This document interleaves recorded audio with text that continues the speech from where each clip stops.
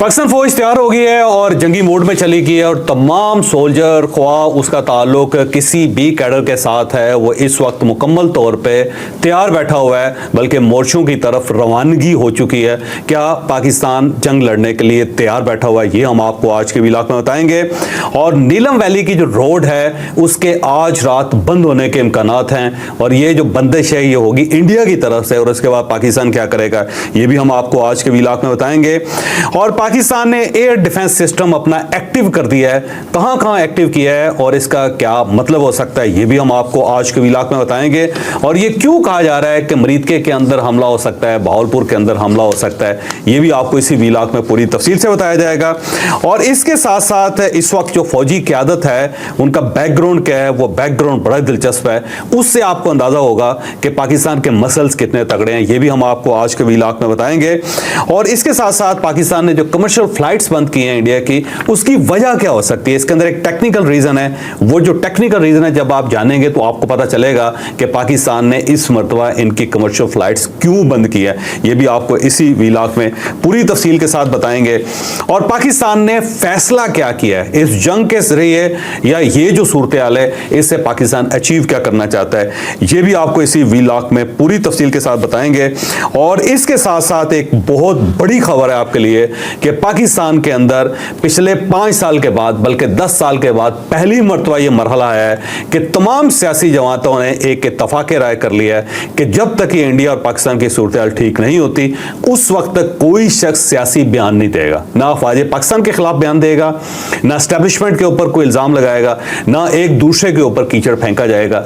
और ये फैसला किस किस ने किया है और क्या पाकिस्तान तहरीक इंसाफ इसके अंदर शामिल है या नहीं है, ये एक बड़ी खबर है, बड़ी ब्रेक थ्रू है जो हम आपको आज के व्लॉग में पूरी तफसील से बताएंगे। नाज़रीन, मैं हूं फरूख अब्बास न्यूट्रल बाय जावेद चौधरी में। नाज़रीन, इस वक्त मैं मुखातिब हूं इंडियन व्यूअर्स से जो इस वक्त हमारा व्लॉग देख रहे हैं। बहुत से लोगों के मैंने कमेंट्स देखे, हर बंदा एक तरह का नहीं होता, लेकिन ये जो आरएसएस मेंटालिटी के लोग हैं, ये जो धमकियां दे रहे हैं, इनका मैंने कहा थोड़ा सा जवाब देते चलें। तो ये जो मोदी पे आपको ओवर कॉन्फिडेंस है ना, सबसे पहले तो इसे खत्म करें। याद रखें, आपने हमें धमकी दी है कि आप हमारा पानी बंद करेंगे और अगर पानी बंद होता है तो हम आपके डैम उड़ा देंगे, ये बात याद रखिएगा। और तो एक बात आप और भूल जाते हैं कि हमने एनपीटी साइन नहीं किया हुआ, ये थोड़ा आरएसएस वाले जाहिल होते हैं। तो मैंने बता दूं कि एनपीटी ना साइन करने का मतलब यह है कि अगर हमें यह खतरा फील हुआ कि आप कोई हरकत ऐसी कर रहे हैं, ये पाकिस्तान को नुकसान पहुंचाने की कोई कोशिश कर रहे हैं, तो ये जो हमने अपना न्यूक्लियर बॉम्ब रखा हुआ है ये हम पहले यूज कर सकते हैं, इस बात को याद रखिएगा। और एक बात जरूर, हो सकता है आपको ये बुरी लगे, यकीनन बुरी लगेगी। पिछली दफा हम आए थे ना तो 700 साल नहीं गए थे, इस दफा हमें जबरदस्ती चैलेंज मत करो, ठीक है? आप भी अमन से रहिए, हमें भी अमन से रहने दीजिए, हमें कोई तकलीफ नहीं। बलूचिस्तान में दहशतगर्दी बंद करो, टीटीपी की हिमायत बंद करो और बंदे के पुत्र बन के रहो तो सब ठीक हो जाएगा।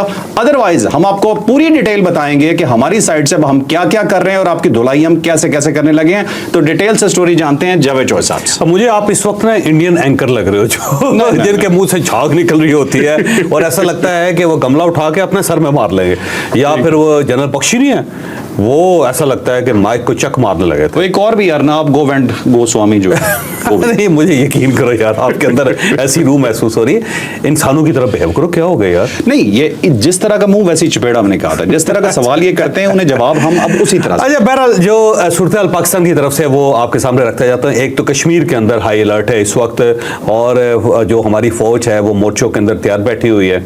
आप ये समझो कि जो राइफल्स हैं उनके अंदर जो बुलेट्स हैं वो बाकायदा चढ़ी हुई हैं और किसी वक्त भी सिर्फ एक ट्राइगर दबाने की देर है और दोनों तरफ से धमाके शुरू हो जाएंगे। दूसरी साइड से इंडिया जो है ना वो भी उसने भी मकबूजा कश्मीर के अंदर प्रॉपर मोर्चे अपने संभाल लिए हुए हैं और वो भी लगा हुआ है। मुझे लगता है कि इस रात कहीं खुदा ना खास्ता ऐसा ना हो जाए कि जो नीलम शारदा रोड है, अगर आप वादी नीलम में गए हुए हैं तो नीलम शारदा रोड जो है ना वो बड़ी सेंसिटिव है, क्योंकि उस साइड पे इंडिया की पोस्टें हैं, इस साइड पे पाकिस्तान की पोस्टें, और जब भी सूरत हाल ख़राब होती है तो वो हमेशा नीलम रोड के ऊपर अटैक करते हैं, जिसके बाद ट्रैफिक जो होती है वो सारी रुक जाती है। तो मुझे खतरा है कि कहीं आज रात वहाँ पे अटैक शुरू ना हो जाए, और अगर ये अटैक हो गया तो फिर उसका नतीजा नहीं निकलेगा कि ये रोड बंद हो जाएगी। लेकिन पाकिस्तान के पास एक अल्टरनेट रोड है जो कागान वैली की तरफ से आता है, कागान और नीलम के रास्ते के अंदर एक अल्टरनेट रोड है। पाकिस्तान फौरी तौर पर उसकी तरफ से फिर मूव करेगा, उसे से एक्टिव करेगा। इस वक्त भी वो एक्टिव है, लेकिन ये क्योंकि ये मेन रोड है तो इस तरफ से ही हमारे ट्रूप्स गए हैं और यहीं से मूवमेंट हो रही है सारी, लेकिन बैक से जो पूरा चैनल है, ये पूरा रास्ता है, वो खोल लिया गया। और अगर ये नीलम वैली के अंदर फायरिंग होती है तो ये ज़हन में रखें कि शारदा जो है वो ज़ाहिर है वहाँ पे हमारी अफवाज पाकिस्तान वो है वहाँ पे, फिर ताऊ भट्ट एक बहुत बड़ी खूबसूरत जगह है, वहाँ पे पूरी डिवीजन फौज की होती है वहाँ पे, और वो पूरा जो कश्मीर का इलाका है उसको कवर करती है, तो वहाँ पे हाई अलर्ट है, बिल्कुल जैसे होता है जंग के मोड में चले जाना, तो फौजें जो जंग की मोड में चली गई। फिर जो हमारी डिफेंस की कोर है वो सारी की सारी एक्टिव हो गई हैं, अब वो सरहदों के ऊपर है। और इसके अलावा जो अफवाज पाकिस्तान को इस वक्त सपोर्ट चाहिए वो गवर्नमेंट की तरफ से, सोसाइटी की तरफ से, बल्कि पूरा माशरा बड़े अरसे बाद मैंने देखा है कि उसके अंदर कोई तकसीम नहीं है, सब लोग इकट्ठे हुए हैं। और ये 1965 वाली सूरत हाल है जिसमें लोग कहते हैं कि कोई मसला ही नहीं है, हम सब इकट्ठे हैं। तो ये जो इंडिया का ख्याल था ना, ये डिवाइडेड कंट्री है और इसके अंदर उसको वो बड़ा फ़ायदा उठा लेगा, तो वो फ़ायदा मुझे नहीं होता हुआ नज़र आ रहा है। देखो बलूचिस्तान के अंदर से अब कोई आवाज़ नहीं उठ रही, खैबर पख्तूनख्वा से इस वक्त कोई आवाज़ नहीं उठ रही, पंजाब और बाकी तमाम इलाकों से कोई आवाज़ नहीं उठ रही। इवन पाकिस्तान तहरीक इंसाफ ने एस्टैब्लिशमेंट को फर्स्ट टाइम सपोर्ट करने का फैसला किया। आज ये फैसला हुआ है कि पाकिस्तान तहरीक इंसाफ का कोई शख्स, बल्कि पाकिस्तान तहरीक इंसाफ की तरफ से हुआ है, और मैं अप्रिशिएट करता हूँ उस जमात को। मैं पहले कहता था कि ये गैर मुहब्बे वतन नहीं है, पाकिस्तान की हुब्बुल वतनी के ऊपर इनका कोई डाउट नहीं करना चाहिए, ये ज़हन में रखें। बाकी पॉलिटिकल डिफरेंसेस होते रहते हैं, बल्कि एक बार मुझे जनरल बाजवा ने कहा था कि मुझे इनमें से कोई एक भी सियासतदान पाकिस्तान में आज तक नहीं मिला जो पाकिस्तान के खिलाफ हो। बाकी इनकी अपनी हैं इख्तलाफात हैं, उसमें बाज़ औक़ात बहुत आगे निकल जाते हैं, लेकिन पाकिस्तान के ऊपर कोई कंप्रोमाइज़ नहीं करते। तो पाकिस्तान तहरीक इंसाफ ने खुद आज आगे बढ़ के ये अंदिया दिया है कि जनाब हमारी तरफ से कोई पॉलिटिकल बयान जब तक ये सूरत हाल ठीक नहीं होती कोई नहीं आएगा। बल्कि गंडापुर साहब का थोड़ी देर बाद या सुबह तक एक बयान आ जाएगा जिसमें वो कहेंगे कि पाकिस्तान तहरीक इंसाफ का हर शख्स जो है फौज के साथ लड़ेगा, वो कंधे से कंधा मिला के लड़ेगा, और हमें अगर खून देना पड़ा तो हम खून देंगे, बिल्कुल बिलावल भुट्टो की तरह, जैसे बिलावल भुट्टो ने कहा कि दरिया सिंध के अंदर पानी आएगा या फिर खून आएगा। और साथ जावेद लतीफ़ साहब जो अफवाज पाकिस्तान के खिलाफ बात करते रहते थे, और उनके बड़े इख्तलाफात थे फौज की तरफ से भी और फौज के खिलाफ इनके दिल में भी था कोई, लेकिन उनका बड़ा ज़बरदस्त बयान है कि जनाब हम सब लोग जो लाखों की तादाद में हैं वो जनरल आसिम मुनीर के साथ खड़े हैं और हम अपना खून देंगे, और करोड़ों लोग जो हैं वो मियां नवाज शरीफ के साथ खड़े हैं जो आम आदमी हैं, मियां नवाज शरीफ साहब भी उनको जान देनी पड़ी वो भी पाकिस्तान के लिए देंगे। तो इसी टाइप के बयान जो पाकिस्तान तहरीक इंसाफ की तरफ से आएंगे, उमर अयूब साहब का एक बयान है लेकिन उससे भी अच्छा बयान अभी आएगा। फिर इसके साथ साथ बैरिस्टर गौहर साहब का बयान आएगा, सुलेमान अकबर राजा साहब का बयान आएगा, अहमद रजा साहब का बयान आएगा। तो ये 20-25 लोग जो इस वक्त पार्टी के अंदर बहुत एक्टिव हैं, आप देखिएगा कि अफवाज पाकिस्तान के साथ अपनी हमदर्दी का और मुहब्बुल वतनी का और मोहब्बत का इजहार करेंगे, और ये बहुत बड़ी बात है। इसके बदले में जो पाकिस्तान मुस्लिम लीग नून और पाकिस्तान पीपल्स पार्टी ने भी सियासी तौर पे सरेंडर कर दिया है, और उन्होंने भी फैसला किया है कि हमारी तरफ से कोई शख्स जो है पाकिस्तान तहरीक इंसाफ के खिलाफ कोई बयान नहीं देगा जब तक ये सूरत हाल ठीक नहीं होती। और इस सूरत हाल के अंदर एक फ़ायदा ये होगा कि जो स्पाइलर्स हैं वो भी सामने आ जाएंगे कि कौन से लोग हैं जो इस सूरत हाल को दोबारा प्ले अप करना चाहते हैं। तो जो स्पाइलर्स होंगे जो सामने आ जाएं। दूसरा, पाकिस्तान तहरीक इंसाफ का जो सोशल मीडिया वज़ार है ही बाहर, वो यूके के अंदर है, अमेरिका के अंदर है, वो जहाँ जो हरकत करेगा मुझे लगता है कि पाकिस्तान तहरीक इंसाफ उसको कबूल नहीं करेगी, अब उनको डिसओन कर देगी कि हमारा इनके साथ कोई ताल्लुक नहीं है। ठीक है। तो ये एक बड़ी पेशरफ्त है, बहुत बड़ी पेशरफ्त है, और मेरा ख्याल है कि इसको कायम रहना चाहिए। और बुरे वक्त में पता चलता है कि कौन आपका दोस्त है कौन आपका दुश्मन है। तो पाकिस्तान तहरीक इंसाफ ने बड़ा दिल किया, और जब मुझे पाकिस्तान तहरीक इंसाफ के लोगों ने ये बताया तो मैंने उनको अप्रिशिएट किया कि आप लोगों ने कमाल कर दिया, और यही जज्बा आपका होना चाहिए। और आप यकीन करें कि जब से उन्होंने कहा है तो मैंने भी फैसला किया है कि गैर ज़रूरी तौर पर पाकिस्तान तहरीक इंसाफ के ऊपर कोई तनकीद नहीं की जाएगी, क्योंकि उसकी जब मुल्क को ज़रूरत है तो वो लोग सीना खोल के सामने आए। ये बड़ी बात है, बड़े हौसले की और हिम्मत की बात है। तो बिल्कुल प्रैक्टिकली साबित भी तो होगा ना अभी ये कल तक पता चल जाएगा आपको, लेकिन मुझे लगता है कि ये जो पार्टी के 20-25 लोग हैं ना, ये वाकई करैक्टर का मुजाहरा कर रहे हैं। बाकी जो स्पाइलर्स हैं ना, उनका यही काम है कि अफरा तफरी फैलाते रहें और बगावत फैलाते रहें। तो अब देखें पाकिस्तान तहरीक इंसाफ का सोशल मीडिया क्या करता है, लेकिन मुझे लगता है कि ये लोग अपने करैक्टर का मुजाहरा करेंगे, क्योंकि इस मुश्किल वक्त में खुद इन्होंने ऑफर किए, और ये बड़ी बात है, बहुत बड़ी बात। अच्छा, इसके साथ साथ जो अफवाज पाकिस्तान पाकिस्तान के दस्ते हैं वो ज़ाहिर वो अपने घरों से, अपनी छावनियों से निकल के अब उन्होंने सरहदों पे अपने अपने मकामात जो हैं जहाँ जहाँ से पाकिस्तान की हिफाजत की जा सकती है सब ने संभाल लिया है। छुट्टियाँ कैंसिल हो गई हैं, वो तो 2 दिन पहले ही कैंसिल हो गई थी। और एक होता है ना जी कि एक आराम वाला दौर होता है फौज का, और दूसरा एक जंगी सूरत हाल होती है। तो फौज जो है जंगी सूरत हाल में चले गए, जो उसको कहते हैं जो कि वार मोड, पूरी फौज हाई अलर्ट है, हाई अलर्ट वार मोड में चली गई। सबको अब पता है कि अब हमने जंग हमारे सर पे खड़ी है और मुकम्मल तौर पे हमने तैयारी करनी। इसके साथ साथ जो एयर डिफेंस सिस्टम है हमारा वो अलर्ट हो गया हुआ है, उसको एक्टिव कर दिया गया। और ये 2-3 जगहों पे, एक तो अमरीदके से लेकर लाहौर तक का जो इलाका है वो सारा एक्टिव है इस वक्त, और ड्रोन्स भी उसके अंदर हैं, बाकी भी जो है जो एयर डिफेंस के अंदर जो जो इक्विपमेंट्स होते हैं, मैं उनका नाम तो नहीं आपके सामने रख सकता, लेकिन वो सब इस वक्त एक्टिव है। दूसरा भावलपुर के करीब जो है ना वो सारा इलाका भी एयर डिफेंस हमारा एक्टिव। स्पेसिफिक यही एरिया क्यों ज्यादा सेंसिटिव है? मेरा ख्याल है वो जो इंडिया की तरफ से आ रहा है ना कि मौलाना मसूद अजहर साहब की जो इंस्टॉलेशन है, इंस्टॉलेशन से मतलब ये है कि उनके मदारस हैं, उनकी मसाजिद हैं, उनको अटैक किया जाए। और दूसरा ये था कि जो ये हाफिज सईद साहब हैं, हाफिज सईद साहब के बारे में कहते हैं मरीद के, जबकि मरीद के में उनका कोई कैंप नहीं है, ध्यान में रखें, उनकी एक मस्जिद है वहाँ पे, और कैंप्स जो ज़ाहिर उन्होंने डीएक्टिवेट कर दिया हुआ। इसमें कोई शक नहीं कि कश्मीर का जब जहाज चल रहा था उस वक्त हाफिज सईद साहब का उसके अंदर अमल दखल था। ये ज़हन में रखें हाफिज सईद साहब कश्मीरी हैं, एक कश्मीरी होने की हैसियत है, वो हर कश्मीरी का हक है कि वो अपने वतन के लिए कोशिश करे, कश्मीर की आज़ादी के लिए कोशिश करे। तो हाफिज सईद साहब कश्मीरी हैं, ज़हन में रखें आप। तो उस वक्त उनका एक रोल था, लेकिन जब ये रोल ख़त्म हो गया तो ख़त्म हो गया। अब देखिए उनके जो साहबजादे हैं वो इलेक्शन लड़ते हैं, तो वो कौमी धारे के अंदर वो दाखिल हो गए हुए हैं। दूसरा ये है कि हाफिज साहब अलील हैं, बीमार हैं और बुजुर्ग आदमी हैं, कोई एक्टिविटी उनकी नहीं है किसी किस्म की। मौलाना मसूद अजहर साहब खुद बीमार हैं और कोई उनकी पोलिटिकल एक्टिविटी नहीं है। अब वो अगर अपने आराम से अपने घरों में बैठे हुए हैं, तो अब अगर उन घरों पे ऊपर अटैक होता है तो पाकिस्तान के ऊपर अटैक है ना जी, पाकिस्तान की सरजमीन है, पाकिस्तान की सरजमीन है ना जी। बिल्कुल ऐसे है जैसे पाकिस्तानी कोई अगर इदारा हो वो आरएसएस के जाके उसके दफ्तर के ऊपर अटैक कर दे। तो जब वो हम ये तो नहीं कह सकते कि हमने आरएसएस के दफ्तर पे अटैक किया है या उस पर्सनालिटी को हिट किया है जो एंटी इंडिया है या एंटी पाकिस्तान है या एंटी अमन है, ऐसा ही इंडिया पे अटैक माना जाएगा, वो इंडिया के ऊपर अटैक माना जाएगा। तो अब अगर ये हाफिज सईद साहब के नाम पे उनकी किसी प्रॉपर्टी के ऊपर कोई हमला करते हैं या उनके घर के ऊपर हमला करते हैं या उनकी किसी मस्जिद को या उनके किसी मदरसे को नुकसान पहुंचाने की कोशिश करते हैं, तो डेफिनेटली ये पाकिस्तान के ऊपर जंग होगी और ये पाकिस्तान के ऊपर हमला होगा, तो उसका जवाब तो पाकिस्तान ने डेफिनेटली देना है। तो मेरा ख्याल ये है कि ये जो defence system, air defence system active किया गया, उसकी वजह ये है कि पाकिस्तानी इदारों का ख्याल है और इंडिया की तरफ से भी ये बार बार कहा जाए, बल्कि आप उनका मीडिया देखें ना, उसके अंदर कहा जाता है कि हाफिज सईद साहब जब तक हैं और जब तक ये मौलाना मसूद अजहर हैं, जब तक ये सोच है, बल्कि अब उन्होंने साथ साथ हाफिज आसम मुनीर को भी शामिल कर लिया, चन्ना आसम मुनीर को भी, कि जब तक ये सोच है उस वक्त तक इंडिया के अंदर अमन नहीं आ सकता। भाई इंडिया के अंदर अमन आपने कायम करना है, ये इस अमन को खराब भी आप लोग ही कर रहे हैं।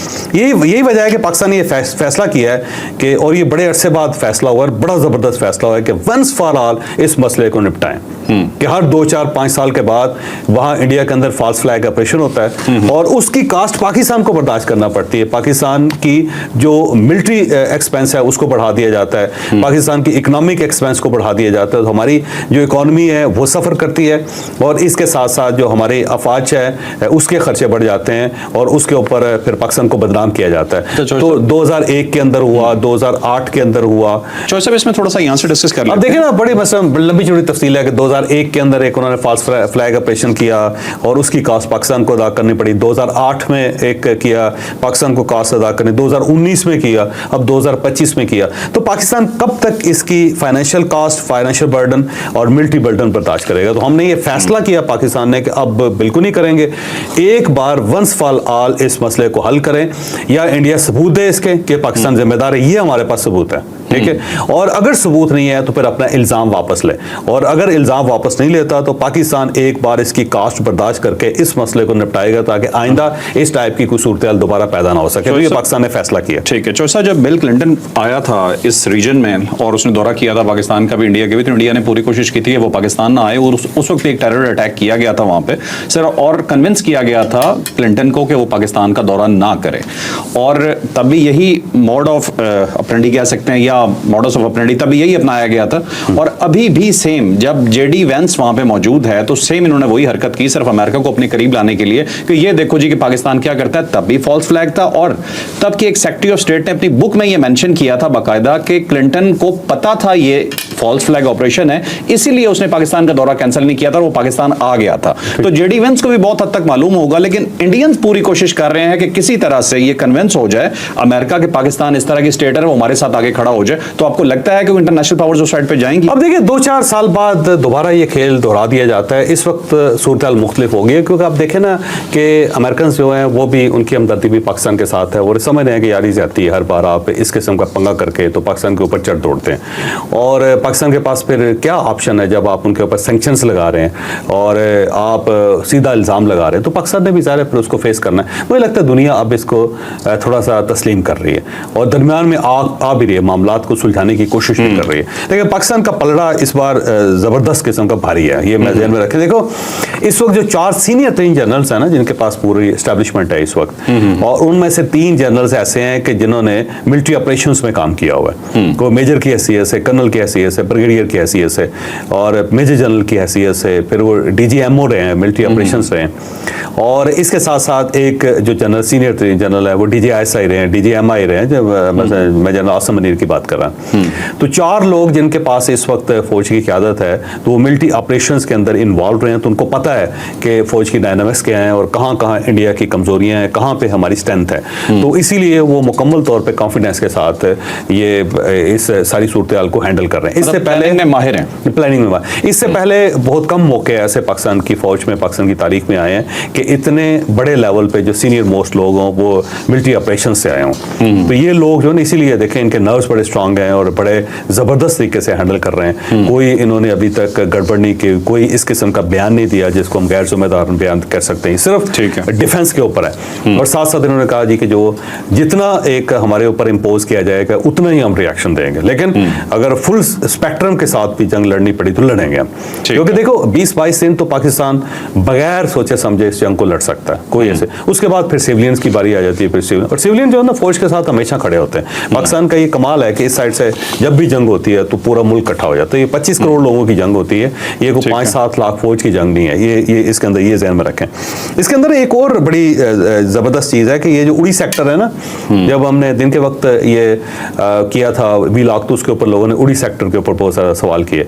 तो उड़ी सेक्टर जो है बड़ा दिलचस्प है। वो इस तरह है कि जब आप कश्मीर में जाएं तो LOC के साथ अगर आप जाके उसको वॉच करना शुरू करें, तो उड़ी एक शहर है जो इंडिया के अंदर है, यानी मकबूजा कश्मीर के अंदर है। इंडिया तो नहीं, मकबूजा कश्मीर का हिस्सा है। वहाँ से जो LOC है ना वो 14-15 किलोमीटर आगे जाके, जो पाकिस्तानी मोर्चे हैं वो LOC से 14-15 किलोमीटर आगे जाके इंडिया के अंदर बैठे हुए हैं। और वहाँ पे जो मोर्चे हैं वो इंडिया के लिए बहुत ख़तरनाक हैं। और ये हाजी पीर बाईपास का इलाका है, और इसके ऊपर अगर फ़र्ज़ करेंगे पाकिस्तान यहाँ पे कब्जा कर लेता है तो इंडिया की सारी नसें दब जाएंगी। और सिर्फ यहाँ से अगर पाकिस्तान 14-15 किलोमीटर पीछे आ जाए तो वो जो श्रीनगर के साथ या जम्मू के साथ इनका रास्ता है या राब्ता है उड़ी का, वो 200-250 किलोमीटर उसमें फ़र्क पड़ जाएगा, इतना कम हो जाएगा, क्योंकि अब उन्हें बहुत ऊपर से आना पड़ता है और इस सड़क से वो नहीं गुजर पाते। और यहीं पर उन्होंने उड़ी डैम बनाया हुआ दरिया झेलम पे। तो अब पाकिस्तान जो है ना इस मामले में बहुत सख्त है, और अगर इस साइड से पाकिस्तान ने फैसला किया कि अगर ये 100 कदम भी आगे आते हैं तो डैम्स नहीं छोड़ेंगे पाकिस्तान इनके, क्योंकि उसकी वजह ये कि इनके डैम नहीं, ये हमारे डैम है, ये हमारा पानी है जो उन्होंने चोरी किया हुआ है। फैसला हो चुका है कि हमने अपना पानी वापस लेना है इससे। तो ये इस टाइप की चीजें जो है ना उसके लिए। बाकी हाँ, आपने एक चीज को और यहाँ पे जिक्र किया था कि इनकी जो कमर्शियल फ्लाइट्स है वो बंद की गई हैं। एक छोटी सी इंफॉर्मेशन मैं सर इसके अंदर ऐड कर देता हूँ, उसमें फिर आपने एक डिटेल हमें बतानी है कि दरअसल असल में क्या वजह है जो ये इस दफा बंद हुआ है। 2019 में 700 करोड़ से ज्यादा का नुकसान उठा चुका है इंडिया जब एयर स्पेस पाकिस्तान ने बंद की थी। अभी भी 300 फ्लाइट्स जो हैं तकरीबन इंडिया की जो वीकली जो आ रही हैं, ठीक है ना, उन्हें नुकसान हो रहा है, टाइम भी लग रहा है, पैसे भी 2-2.5 घंटे टाइम ज्यादा हो गया। ये तो वो और टिकट महंगे हो गए, ये तो वो डबल हो गए। इंफॉर्मेशन है जो अवेलेबल है, जो मैं आपको बता रहा हूं कि इतना नुकसान तो हो रहा है। लेकिन एक बहुत बड़ी रीजन आपके पास है, आई नो, वो आप बताने जा रहे हैं कि दरअसल ये फ्लाइट्स बंद क्यों हुई। अब ये इस तरह है कि जो एबटाबाद एक सर्जिकल ऑपरेशन किया था इंडिया ने, अगर आपको याद हो, फरवरी 2019 में, जिसके बाद फिर ये पाकिस्तान की तरफ से उसका जवाब दिया गया था। तो ऑपरेशन था नहीं, आप स्टिंग ऑपरेशन ठीक है, वो उनका सो कार्ड इंडिया की तरफ से, मैं इंडिया का नैरेटिव बयान कर रहा हूं। एक कवा मारा था वो। हाँ, आप उसको दिल पे ना दो। बाज़-औक़ात मुझे ऐसा लगता है जैसे आप मुझे इंडियन समझ रहे हैं। नहीं, आप फैक्ट बता रहे होते हैं, मैं तो जरा इंडियंस को खुल के जवाब दे रहा हूँ, बड़ी मुझे मोहब्बत हुई है। अच्छा, बहरहाल इस तरह था कि एक ना जब कोई कमर्शियल फ्लाइट आती है तो उसका एक कोड होता है, और वो कोड जो होता है ना, उसके बाद वो सर्कुलेट करता है, फिर सबको पता चलता है कि कमर्शियल फ्लाइट आ रही है और इसने यहाँ से गुजरना है, उसका रूट एक तय हो जाता है। तो जब इस टाइप के ऑपरेशंस होते हैं ना, या इस टाइप के कुछ स्टिंग ऑपरेशन होते हैं, या इस टाइप की कोई एक्टिविटीज़ होती है, तो हमेशा जो जहाज़ होते हैं, एयरफोर्स के जहाज़ होते हैं, वो कमर्शियल फ्लाइट के साथ चलना, उड़ना शुरू कर देते हैं, और इस तरह उड़ते हैं कि कुछ ऊपर होते हैं, कुछ नीचे होते हैं, और उनके अंदर गैप नहीं होता और फासला नहीं होता। तो जो रेडार है ना, वो जब नीचे से देखता है ना, तो उसको एक ही जहाज़ लगता है, उसे महसूस होता है कि एक ही जहाज़ आ रहा है। तो ये जो एबटाबाद के अंदर उन्होंने एक जसारत की थी, जिसको मैं कहता हूँ, कवा मारने के, तो वो एक कमर्शियल फ्लाइट थी, एयर इंडिया की कमर्शियल फ्लाइट थी, और जब कमर्शियल फ्लाइट आई तो उससे पहले कोड निकला कि कमर्शियल फ्लाइट आ रही है, पाकिस्तान ने उसको कमर्शियल फ्लाइट समझा, और उसके साथ उनके जो एयरफोर्स के, इंडियन एयरफोर्स के जहाज़ थे, वो आए और आके एबटाबाद के अंदर उन्होंने बम गिरा के 2.25 मिनट में वापस चले गए। अच्छा। और उन्होंने सिर्फ यही हरकत की कि पाकिस्तान के अंदर दाखिल हुए और फौरन उन्होंने अपने मिसाइल्स मारे, और उसके बाद इमीडिएटली जो पीछे हटे तो फिर पाकिस्तान को पता चला रेडार में कि ये एक जहाज नहीं था, इसके साथ और भी जहाज थे। बहुत बहादुर थे। और उस वक्त देखें, पाकिस्तान के पास दो ऑप्शन थे। एक ऑप्शन तो ये था कि इमीडिएटली आप उनको हिट कर देते जहाज़ों को। उसके अंदर खतरा ये था कि अगर आप उनको हिट करते, जो कमर्शियल फ्लाइट थी उसको नुकसान पहुंचने का खदशा था, क्योंकि उसने हिट जाना था, उसने हिट हो जाना था। और अगर कमर्शियल फ्लाइट जो हिट हो जाती तो इंडिया ने प्रोपेगेंडा करना था कि देखें जी, ये बड़े बहादुर बनते हैं, इन्होंने कमर्शियल फ्लाइट को हिट कर दिया और ये लोग, इतने लोगों की जान गई। जबकि इंडिया को सोचना चाहिए था कि वो अपने लोगों की जान को खतरे में डाल रहे हैं, और वो सेंट्रल एशिया में जा रही थी फ्लाइट इस वक्त। तो अब इस मरतबा भी पाकिस्तान का यही खदशा था कि जब ये लोग हरकत करेंगे तो हो सकता है कमर्शियल फ्लाइट के साथ ना ये अपने जहाज़ जो हैं वो पाकिस्तान के अंदर दाखिल करके इस टाइप के सर्जिकल को ऑपरेशन कर दें, किसी कवर में ना। तो इसलिए फौरी तौर पे तमाम फ्लाइट्स को बंद कर दिया गया है ताकि पाकिस्तान के ऊपर से गुजरे ना। और दूसरा वो है जो माली नुकसान, कि इंडिया को माली नुकसान बहुत ज़्यादा, हमारी तो पहले ही एयर ट्रैफिक नहीं चल रही पाकिस्तान का तो साइड से जाना भी नहीं ना, साइड ही दूसरी है। वो श्रीलंका जाते हैं ज़्यादा, थाईलैंड जाते हैं, और वो चाइना का रास्ता हमारे पास खुला हुआ है, वो ज़्यादा आधा घंटा मजीद इंक्रीज हो जाता है, फर्क हमें पड़ता कोई नहीं है। सबसे ज़्यादा नुकसान एयर इंडिया को हो रहा है। एयर इंडिया 300 फ्लाइट्स तो जो थी उन्हें उनकी इस वक्त बैठ की हुई हैं, और इमीडिएटली, और टिकट्स डबल हो गए हुए हैं। अगर वो आप फर्ज करो 50,000 का टिकट जो है 90,000 पे तो पहुंच गया हुआ है। और अभी जो अमेरिकन वाइस प्रेसिडेंट थे, उन्हें वापस जाना था, 2 घंटे उनको एयरपोर्ट पे बैठना पड़ गया। उसकी वजह ये कि उनकी फ्लाइट को भी क्लियरेंस नहीं मिल रही थी। तो ये सूरत हाल वहाँ पे है। तो ये कमर्शियल फ्लाइट जो है ना, एक तो इंडिया को नुकसान पहुंचाने के लिए, ताकि उनको अंदाज़ा हो कि जनाब इस तरह भी नुकसान होता है। और फिर इसके साथ साथ जो बाकी है वो इसलिए भी है कि कहीं कमर्शियल फ्लाइट की आड़ में वो अपने जहाज़ों को आगे न लें। अब हम इसको ख़त्म करते हैं, और आखिरी हमारा टॉपिक जो है वो यही है कि पाकिस्तान जंग के लिए तैयार है। पाकिस्तान 100% जंग के लिए तैयार है इस वक्त। ठीक है। और वंस फॉर ऑल फैसला कर लिया पाकिस्तान ने कि जो दाएं होता है दाएं हो जाए, बाएं होता है बाएं हो जाए, जो होना है हो जाए, जो आसमान करना है गिर जाए एक बार। ठीक है। ताकि मसला देखें। और ये याद रखो कि जब एक गरीब आदमी होता है ना, तो उसके हाथ में जो भी हथियार होता है वो उसको चला देता है, क्योंकि उसको अंदाज़ा होता है कि मेरे पास तो यही है, क्योंकि उसके पास और कोई ऑप्शन नहीं होता। तो पाकिस्तान जो है उसका डिफेंस बड़ा तगड़ा है। और जो चौधरी शुजात ने कहा था ना कि हमने कुछ शबरात में चलाने के लिए ये पटाखे नहीं रखे हुए, तो पाकिस्तान इस मामले में बड़ा तेज़ है। और जो एक होता है ना मैडमैन थ्योरी के एक पागल आदमी, तो पाकिस्तान इस मामले में, अपने डिफेंस के मामले में मुकम्मल तौर पर पागल है। ये बिल्कुल ना दाएं देखता ना बाएं देखता। तो लग पता जाएगा वैसे, मैं बताऊँ। ठीक है।